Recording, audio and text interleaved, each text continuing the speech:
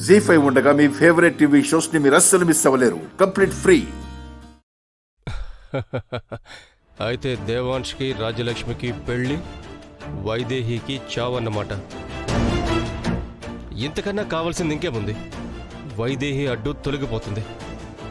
దేవాంశ్ రెండో పెళ్లి చేసుకున్నందుకు రాజ్యాధికారం కోల్పోతాడు. మనకు కావాల్సింది కూడా అదే కదా. ప్లాన్ ఇంత బాగా వర్కౌట్ అయితే పాడైపోయిందని భయపడతావేంటి? నిన్ను బుర్ర తక్కువ వాడని ఊరికే అనలేదు. ఊరే తెలివి తక్కువ మొద్దు. వైదేహి ఉండగా దేవాంశ్ ఇంకో పెళ్లి చేసుకుంటే రాజాధికారం పోగొట్టుకుంటాడు గాని వైదేహి పోయాక పెళ్లి చేసుకుంటే అప్పుడు అతనికి ఉండేది ఒక్కతే భార్య. అప్పుడు రాజ్యాధికారం పోదు కదా. అవును రావాలి. ఊర్మిళ చెప్పేది నిజమే.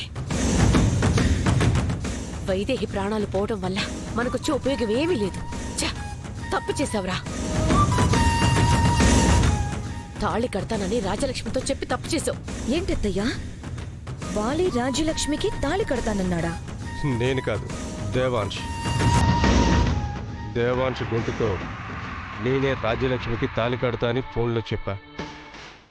ఆ పిచ్చిది నిజంగా దేవాంశే చెప్పాడనుకుంది. అంటే కొబ్బరి నీళ్ళలో విషం కలిపి పంపించింది నువ్వే అన్నమాట? నేనే అవి తాగి రాజ్యలక్ష్మి చేస్తుంది. దేవాంశ్ మెడకు చుట్టుకుని ఉరి తీస్తారు. దేవాంశ్ లేకపోతే వైదేహి కూడా చేస్తుంది. ఏ అడ్డు లేకుండా పోతుంది. నేను రాజ్యాధికారిని అవుతాను అనుకుంటే మళ్ళీ వైదేహి మధ్యలో దూరి మొత్తం చెడగొట్టింది. అంటే రాజ్యలక్ష్మిని పాడు చేసింది కూడా నేనే. ఇప్పుడు ఎలా గొంతు మార్చి ఫోన్ చేస్తే దేవాంశని నమ్మిందో, ఆ రోజు చీకట్లో గొంతు మార్చగానే నేనే దేవాంశని నా దగ్గరికి వచ్చింది. చీకట్లో మొహం చూడలేక తనని పాడు చేసింది దేవాంశనే అనుకుంది.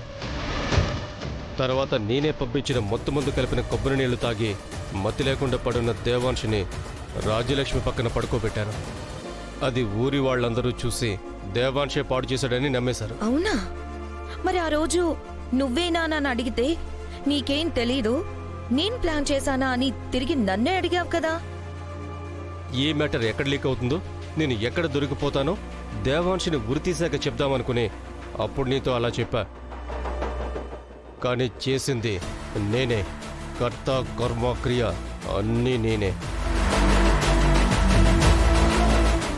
అయితే చేసిన దానికి కర్మ కూడా అనుభవిద్దుగా. ఇప్పుడేం చేద్దాంరా? వైదేహి గనక ఆ విషయం తాగితే, దేవాంశ్ రాజ్యలక్ష్మిని పెళ్లి చేసుకుంటే నువ్వనుకున్నది జరగదు. ఇప్పుడెలా? ఇంత కష్టపడి ఇంత ప్లాన్ చేసింది వాళ్ళు అనుకునేట్టు జరగడానికి కాదు, నేను అనుకునేట్టు జరిపించడానికి. అదే జరుగుతుంది. పద. పదరా, శిక్ష అనుభవించడానికి. జీ5 యాప్ డౌన్లోడ్ చేసి అన్ని ఎపిసోడ్స్ పూర్తి ఉచితంగా చూడండి.